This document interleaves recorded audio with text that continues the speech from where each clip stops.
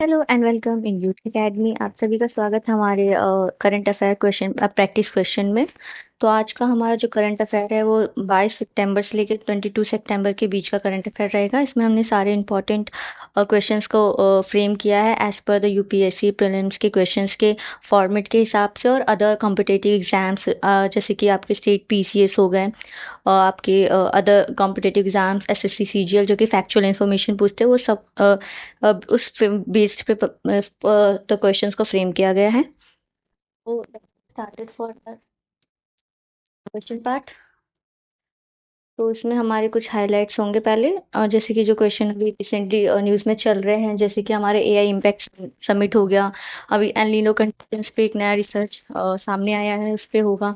फिर हमारा कुछ पीएम मित्र करके आया है हमारे, जो अभी जो मिलिट्री एक्सरसाइज चल रहा है उस पे हमारे फ्रेम क्वेश्चंस होंगे। तो after which let's try to move to our first question of this series.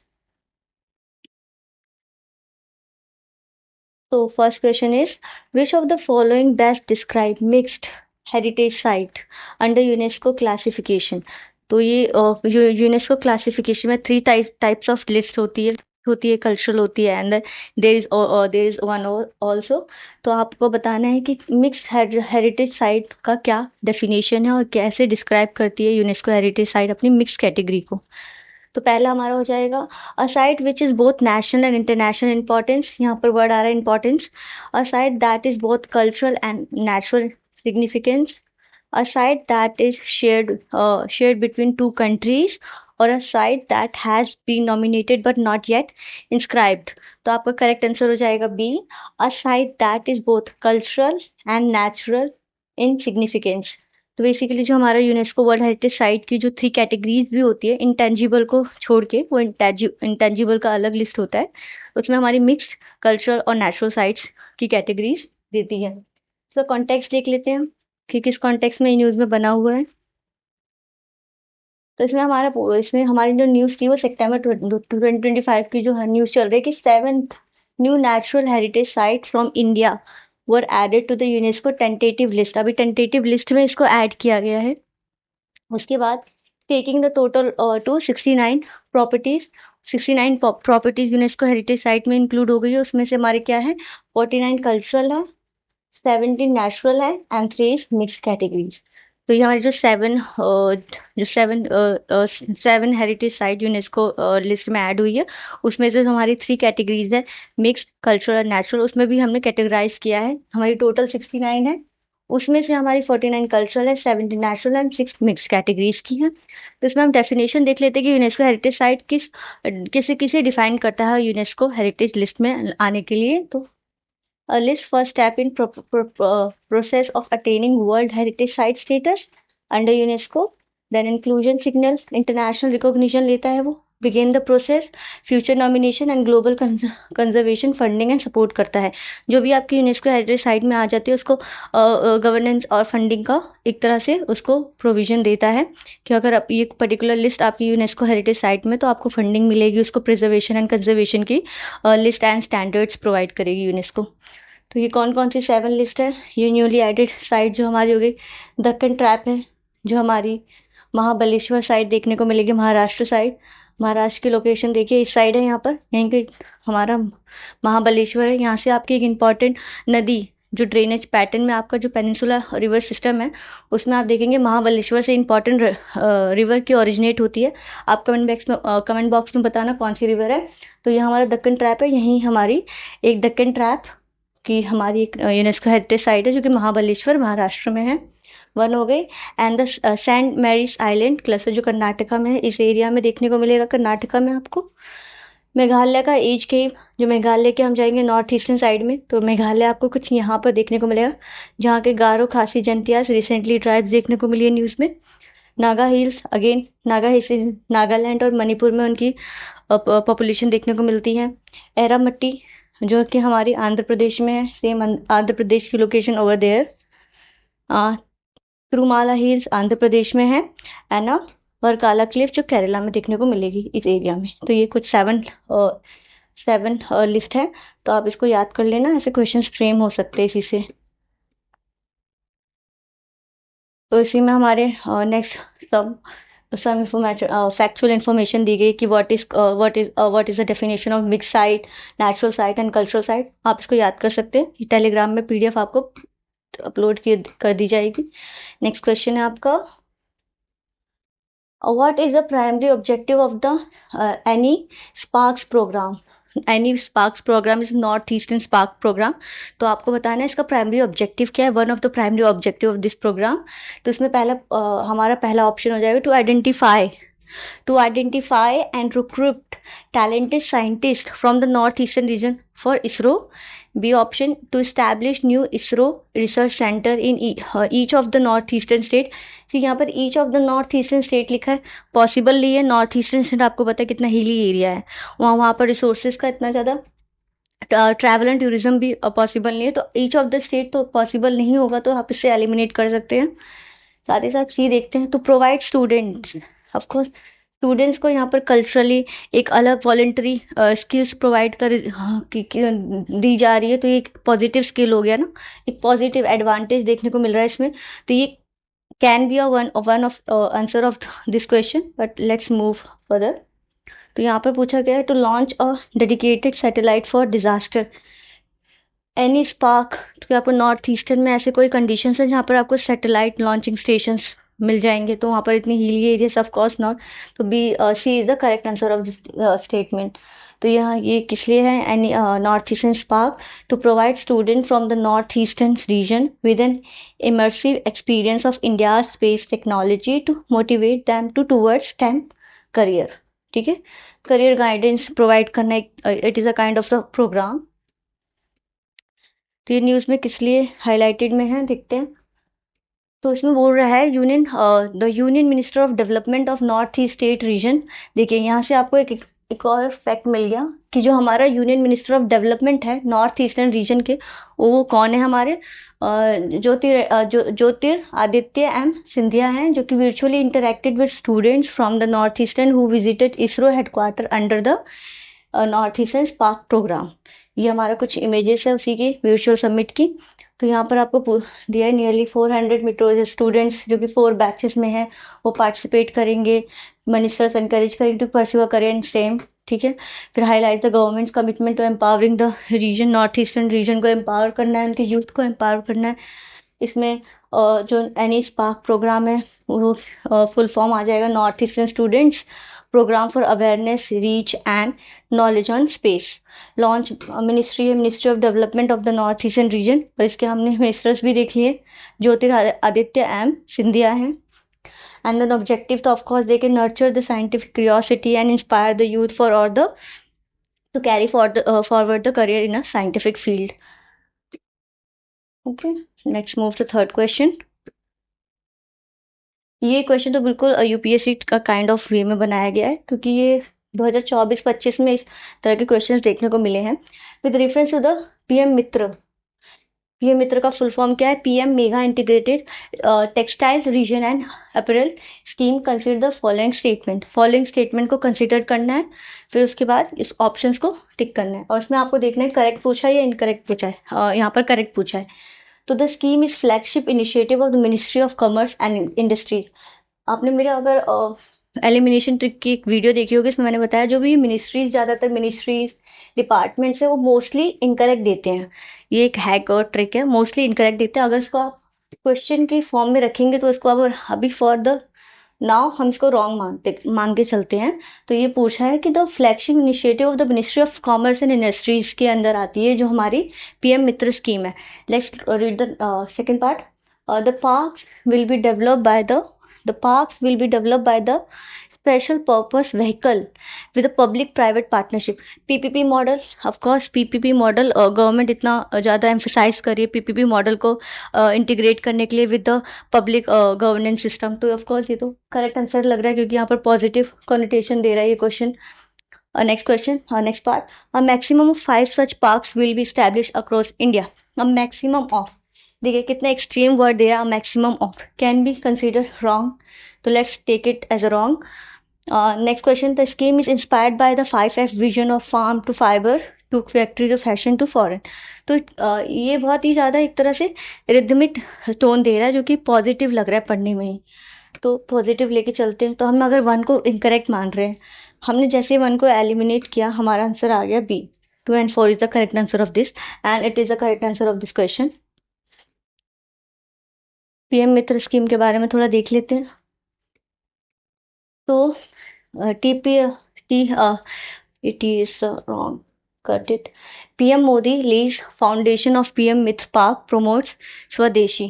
Basically स्वदेशी की जो उनकी इंस्पिरेशन है, स्वदेशी वर्ड, इनको प्रमोट करना है। तो PM Modi lead the foundation of PM Mitra park, a textile hub. Basically एक टेक्सटाइल हब है to promoting the swadeshi philosophy. Swadeshi philosophy को प्रमोट करना है, इंडियनाइजेशन को प्रमोट करना है। Parks aim to boost indigenous industries and make the India global textile leader. Make in India का ये एक स्कीम के अंदर भी आप देख सकते हैं कि इंडिया को प्रमोट करना है, ग्लोबल हब बनाना है, स्वदेशी पुश देना है। ठीक है, फिर यहाँ पर देखिए आप डिफरेंट पीएम पार्क्स देखेंगे नेटवर्क में। तो धार पार्क्स हैं in the first of the seven. जो first of the seven parks है वो धार के, जो कि अदर इन तमिलनाडु, तेलंगाना, गुजरात, कर्नाटका, उत्तर प्रदेश और महाराष्ट्र के साइड आपको देखने को मिल सकते हैं। ठीक है, और यहीं पे ऑब्जेक्टिव है F5F, जो कि हमने फोर्थ स्टेटमेंट में पढ़ा था। Farm fibre factory fashion foreign and to boost the textile manufacturing export. Basically अगर आपको इकोनॉमिक्स में क्वेश्चन है तो how to boost the textile industries, the PM's recent initiative in under the PM Mitra. तो आप इसमें अपना अपना कंक्लूजन दे सकते हैं इस ऑब्जेक्टिव पे बेस पे, या तो आप इसमें अपना इंट्रो दे सकते हैं इसी पे बेस पे। कि ऐसे आप इंट्रो कर सकते हैं कि PM Mitra initiative was based on the following these objective of 5F visions, and this is the farm fiber factory fashion and foreign to boost the textile in the global hub। ठीक है, तो यहाँ से आपका बन सकता है। Next question is, which of the following India's initiative is closely linked to the development of Chabahar port. तो ये हमारा मैपिंग का पार्ट है, एक मैपिंग की सीरीज हो गया।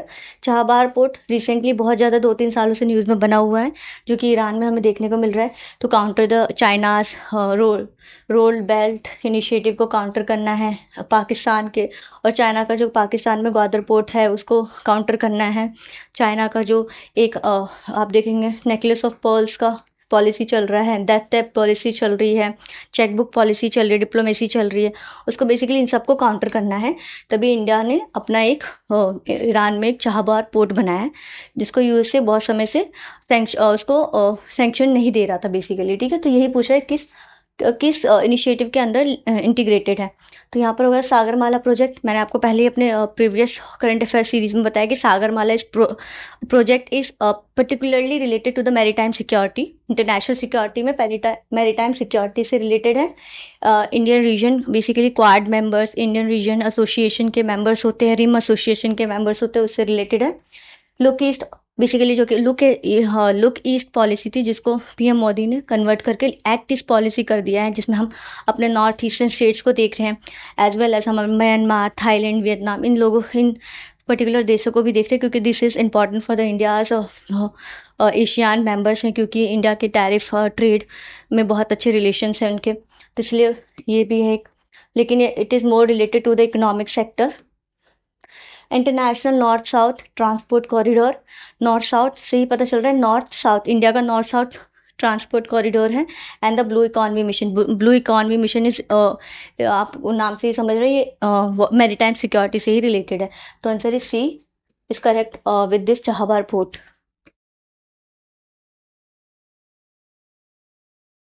तो ये न्यूज़ में इसलिए बना था चाहबार पोर्ट कि United State has revoked its sanctions, क्योंकि यूनाइटेड स्टेट्स ने अपना सैंक्शन इम्पोज कर रखा था इंडिया पे। Waiver for the operation at Iran Chabahar port, वहाँ पर ऑपरेशन कंडक्ट होगा इफेक्टिवली फ्रॉम 29 सितंबर 2025 से होगा ये। ठीक है, तो इसलिए ये न्यूज़ में बना हुआ था। तो enhance maritime security, trade route and regional influence हमारी सिग्निफिकेंस है कि why Chabahar port is important for India's vision. ठीक है, तो ये supports India's vision of Sagar से सागरमाला इनिशिएटिव हमने पढ़ा था, security and growth for all the region. ठीक है, act as a counter balance to China's belt and road initiative and port investment in the Indian Ocean region में investment को करना है। तो ये इंडिया की लोकेशन है, इंडिया की लोकेशन से मुंबई साइड में, और यहीं पे पाकिस्तान में ग्वादर पोर्ट है जो कि चाइना फंडेड कर रहा है। और यहीं से आपको यहाँ पर कच्चा तिब्बू आइलैंड के बारे में भी आपने पढ़ा हो, जो रिसेंटली बहुत चल रहा है। और यहाँ पर हमारा इधर काला धन मल्टी मॉडल प्रोजेक्ट भी पड़ा है, जो म्यांमार से कनेक्ट कर रही है, क्योंकि इंडिया को अपने नॉर्थ ईस्ट में इजी एक्सेसिबिलिटी पहुँचाने, क्योंकि यहाँ पर जो हमारा जो चिकन नेक के नाम से जाना था कॉरिडोर, जो हमारा है चिकन नेक के नाम से बेसिकली पॉपुलरली नोन है, क्योंकि अगर इसको चाइना ने चोक्ड कर दिया तो इंडिया के पास एक अल्टरनेटिव वे होना चाहिए, जिससे वो काला धन मल्टी मॉडल प्रोजेक्ट से अपने नॉर्थ ईस्ट में एक्सेसिबिलिटी बनाना चाह रहा है। तो ये सारे IR से रिलेटेड टॉपिक्स हैं। Next move to next question is the blue ports. देखिए ब्लू वाटर, अभी हमने ब्लू वाटर पॉलिसीज का भी इनिशिएटिव का देखा, वहीं से related to the blue ports initiative is being launch as a pilot project in which of the following location. तो बेसिकली लोकेशन वाइज बहुत क्वेश्चन आए 2024 में, आपने देखा होगा सम एयरपोर्ट्स रिलेटेड क्वेश्चन है कि कहाँ पर ग्रीन एयरपोर्ट बनाया जा रहा है, तो यहीं से आपको ब्लू पोर्ट्स रिलेटेड क्वेश्चन भी आ सकते हैं। Basically ports and dams are recent in disaster management, जो कि अभी आपको देखने को मिल रहा है पंजाब के फ्लड्स में। तो अभी हमने इसमें एक एडिटोरियल भी पढ़ा था जिसमें डैम फेलियर्स की बात की गई थी, तो उसी से रिलेटेड हमारा ब्लू पोर्ट इनिशिएटिव आया है। तो इसमें देख लेते हैं कि कौन कौन से लोकेशन में ब्लू पोर्ट इनिशिएटिव लॉन्च किया गया है। तो है वनक बारा, जकाऊ, करेकेला, पारादीप। तो इसमें से जो नहीं है वो इस Paradip is not in the blue port launch location. तो these threes are the there. तो option B is the correct answer of this statement. Same question is provided in the Hindi section, so you can see this. Okay, it is not a question, you can skip this one. तो यहाँ पर जो India's department of fisheries है and the FOA food जो है have signed a technical cooperation programme to develop world class blue ports. Basically world class blue ports को develop करना है, उसमें एक्सेसिबिलिटी बनानी है, इंफ्रास्ट्रक्चर डेवलपमेंट कर रहा है, R&D करना है, तो इसलिए ये एक अलग से इनिशिएटिव लाया गया है। Blue port initiative being launch as a pilot project fishing harbours of the Vanakbara, जो कि आपको दीव में देखने को मिलेगा, करैकल जो कि आपको पुडुचेरी में देखने को मिलेगा, जकाओ जो कि Jakhau and Paradip are not the part of the initial project location mention in the agreement. ठीक है, collaborative initiative under the FAO and TP integrated fishing port करना है, स्मार्ट एंड सस्टेनेबल करना है, इंक्लूसिव ब्लू पोर्ट्स करना है, and ensuring economic growth with ecological protection. Sustainability को देखना है, क्योंकि इंडिया का मोटिव है सस्टेनेबल डेवलपमेंट को। फिर सपोर्टेड अंडर द प्रधानमंत्री मत्स्य संपदा योजना। देखिए ये स्कीम इंपॉर्टेंट हो जाती है क्योंकि ये ब्लू पोर्ट से रिलेटेड है, क्योंकि यहाँ पर फिशरीज को बेसिकली जो फिशरर्स है उनको एक स्टेबल लेबर प्रोवाइड करना है, उनकी लेबर को ऐसे वायलेट नहीं करना। तो इसी में प्रधानमंत्री मत्स्य संपदा योजना भी इंक्लूडेड है ब्लू पोर्ट्स में। तो ये स्मार्ट टेक्नोलॉजी इंटीग्रेशन है, eco friendly infrastructure and climate resilience है। तो ये हमारे ब्लू पोर्ट्स से रिलेटेड है। तो इसमें आ जाता है जो येलो क्रिसेटेड कॉकटो, रिसेंटली न्यूज स्पीशीज से रिलेटेड न्यूज़ है ये, जो कि आपका GS 3 का पार्ट हो जाता है, इन्वायरमेंट इकोलॉजी। तो स्पीशीज रिलेटेड थिंग्स भी पूछे जा सकते हैं जो फैक्चुअल इन्फॉर्मेशन पे बेस्ड होते हैं। कंजर्वेशन एफर्ट्स इन हांगकांग में लिया गया है येलो क्रिकेट कॉकटाओ, इसको आप पढ़ सकते हैं कॉकटाटू को। Basically it is a hard word to pronounce, I am fairly pronouncing this word incorrect. तो ये लिखा है कि क्लासिफाइड है, मतलब कौन से IUCN स्टेटस में क्लासिफाइड है। ठीक है, तो इसमें है vulnerable, near threatened, critically endangered and least concern. तो इसका IUCN स्टेटस है हमारा क्रिटिकली एंडेंजर्ड, क्योंकि एक ऐसा स्पीशीज है जो बेसिकली नियर थ्रेटेंड में उसमें आ चुका है। ये थी इसकी इमेज। तो इसलिए critically endangered yellow cricket cockatoos in Hong Kong are losing natural nesting sites due to tree loss and the urban trimming, promoting conservation in install artificial nest boxes to support their survival. Basically आप इसको as a case study quote कर सकते हैं अपने essay में, और अगर ecology के पेपर में कोई क्वेश्चन आए तो कि हांगकांग की केस स्टडी की हांगकांग ने कैसे आर्टिफिशियल नेस्टिंग प्रोवाइड की है इन पर्टिकुलर क्रिटिकली एंडेंजर्ड स्पीशीज़ को। यहाँ पर आपको कुछ IUCN रेड लिस्ट के बारे में थोड़ी इन्फॉर्मेशन मिल जाएगी, एंड बायोलॉजिकल ट्रेड्स देखने को मिल जाएंगे।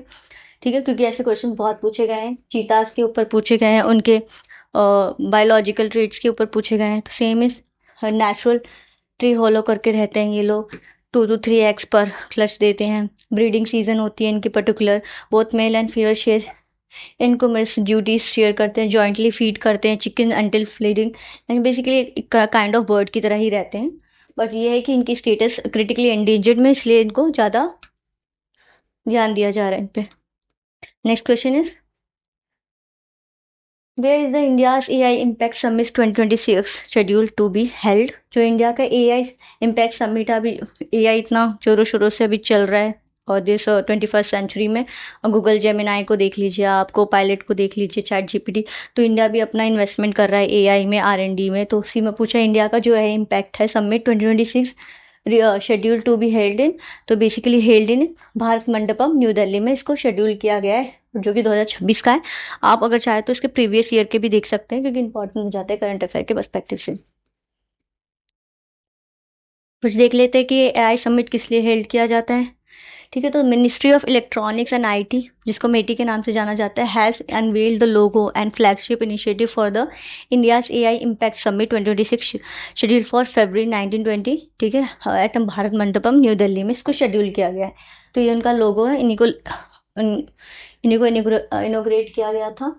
तो उसमें है ग्लोबल प्लेटफॉर्म करता है, showcase AI transformation role, inclusive growth, sustainability, social goods.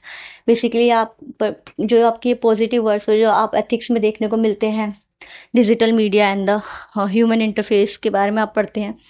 तो यहाँ पर ग्लोबल साउथ का नेशन हो गया, जो कि आपको, जो आप AI में पढ़ते हैं कि global south and the global north में जो डिस्पैरिटी देखने को मिलती है between the research and development between the AI। तो ये बेसिकली इनको इंटीग्रेट करना है, सस्टेनेबल करना है, रेजिलियंस करना है। तो यही समिट, एक फ्लैगशिप समिट को इंट्रोड्यूस किया गया है। तो यहाँ पर जो इसके लोगोज हैं, इसके लोगोज पे पर्टिकुलरली क्वेश्चन पूछ सकते हैं कि कैसा लोगो है। तो सेवन थीमेटिक चक्रास, देखिए 7 थीमेटिक चक्रास लाए गए हैं, जिसमें human capital, inclusion, safe and trusted AI, science, democratisation AI, resource and AI, ये सब बेसिकली है। तो आप इसको रीड कर लेना। और इसके एम्स हैं कि बेसिकली किस लिए ये AI समिट है उनको इनोग्रेट किया जा रहा है।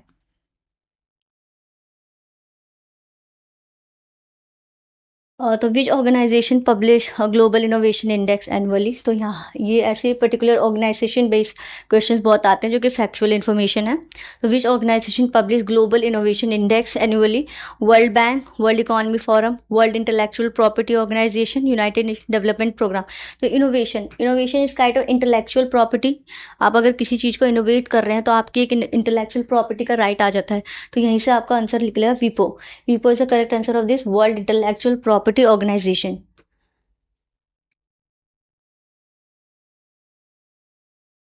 तो द वीपो ग्लोबल इनोवेशन इंडेक्स, जिसको GII 2025 ranked India 38th globally out of 139 economies. मतलब इंडिया का जो 139 इकॉनमीज में इंडिया का रैंक 38 आया है, retaining its position as the top performer in central and south. मतलब basically India central and southern Asia में सबसे टॉप पे देखा जा रहा है इनोवेशन में। इसके ऑब्जेक्टिव्स देख लेते हैं। ऑब्जेक्टिव्स में मेजर्स क्या क्या हैं? Measures countries capacity and success, innovation guide policy makers and industry leaders, indicator use 80+ indicator including R&D intensity, patent filing, venture capital flows, scientific publications होते हैं। पेटेंट फाइलिंग में कि आप पर्टिकुलरली एनुअली में कितने इंटेलेक्चुअल प्रॉपर्टी होल्डर्स अपने अपने particular innovation में पेटेंट को फाइल करते हैं। Innovation, high tech, export import and the, आप इसमें फॉरेन डायरेक्ट इन्वेस्टमेंट भी देख सकते हैं। PPP मॉडल पे आप देख सकते हैं कि कितने इन्वेस्टमेंट हो रहे हैं पर्टिकुलर इनोवेशन में। ये सब इसमें इंक्लूड होते हैं एज अ स्टैंडर्ड और as a measure to mark them as a innovation. तो ग्लोबल टॉप नेशंस क्या है? अगेन स्कैवेडियन कंट्रीज हमेशा टॉप पे रहती है। इस बार स्विट्जरलैंड है, स्वीडन है एंड द यूनाइटेड स्टेट्स है। और इंडिया 38th ग्लोबली है। ठीक है, और जो कि फर्स्ट इन द, अगर उसको साउथ एशिया के विजन से देखें तो India central and southern Asia में नंबर 1 पे है, leading lower middle income group.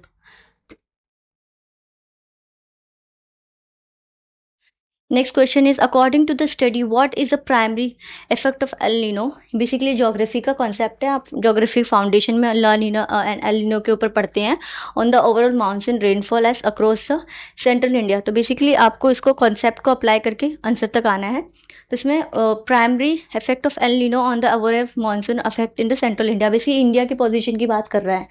तो आपको पेरुवियन करंट से, जो कि आपको साउथ अमेरिकन कंट्रीज़ के साइड में, जो आपको पेरू के साइड से पेरुवियन करंट आते हैं, वहाँ से हम्बोल्ट करंट, जो आपको वहाँ से देख के चला है कि इंडिया पे इसका क्या असर पड़ता है एल नीनो का। तो इस suppress overall monsoon rainfall, significantly increase overall monsoon rainfall. It has no discernible effect on the overall monsoon effect. Of course ऐसा तो हो ही नहीं सकता ज्योग्राफी में कुछ इफेक्ट हो रहा है दूसरे नेशन पे ना हो, तो ऑफ कोर्स एलिमिनेट कर सकते हैं इसे।